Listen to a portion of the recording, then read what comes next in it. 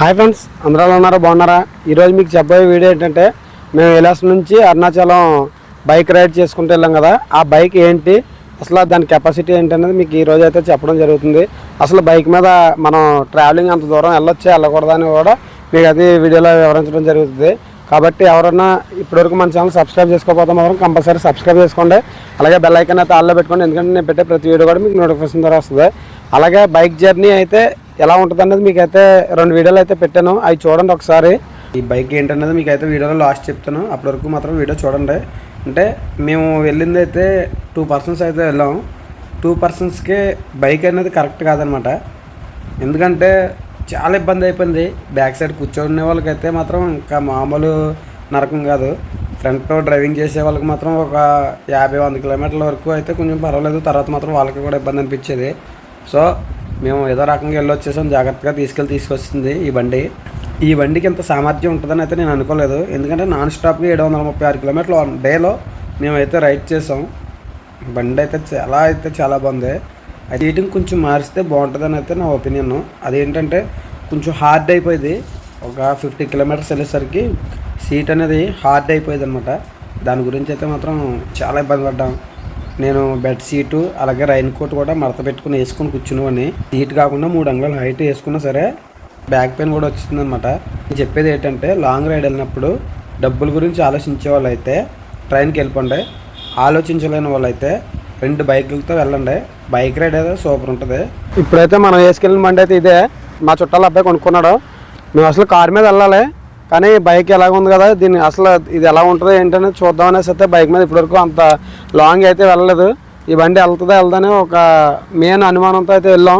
కానీ బాగా వెళ్ళింది బండి, చాలా నీట్గా డ్రైవింగ్ చేసుకుంటూ వెళ్ళాం. అలాగే బండి మాత్రం చాలా పర్ఫెక్ట్గా అయితే ఉంది, అంతా బాగుంది.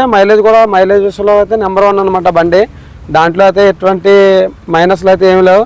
వెహికల్ పరంగా అయితే పికప్ కూడా చాలా బాగుంది.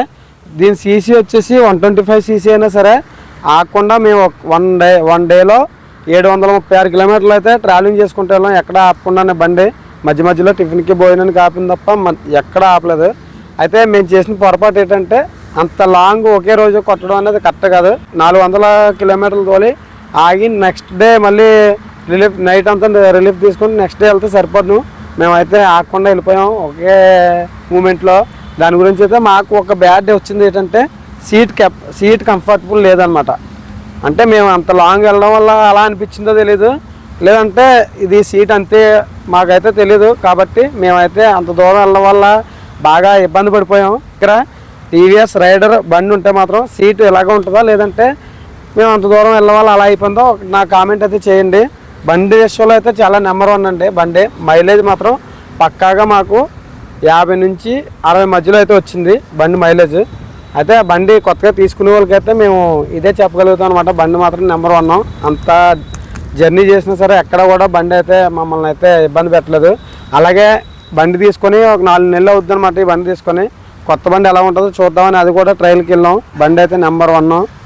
మనం ట్రాఫిక్లో అయితేనో లేదంటే ఘాట్ సెక్షన్లో అయితేనో బండి అయితే చాలా బాగుంది. సో ఎవరన్నా సరే బైక్ ఉన్నప్పుడు మాత్రం కొన్ని విషయాలు అయితే గుర్తుపెట్టుకోండి. మనం ఎంత దూరం డిస్టెన్స్ ఉన్నదో చూసుకొని, అది 2 రోజులు 3 రోజులు పడేలాగా అయితే చూసుకుంటే, మహక్లా 1 రోజులో వెళ్ళిపోదామని మాత్రం అనుకోవద్దు. ఎందుకంటే తర్వాత మీరు ఇబ్బంది పడతారు. తర్వాత ఇంకో విషయం ఏంటంటే, బైక్తో లాంగ్ జర్నీ చేసినప్పుడు డబుల్ మాత్రం వెళ్ళకండి, సింగిలే. బైక్ వచ్చేసి సింగిల్కి అయితే చాలా కంఫర్ట్గా ఉంటుంది. బ్యాక్ సైడ్ కూర్చున్నవాడికి మాత్రం మోతం మోగిపోద్ది. ఎందుకంటే నేను అనుభవించాను కాబట్టి చెప్తున్నాను.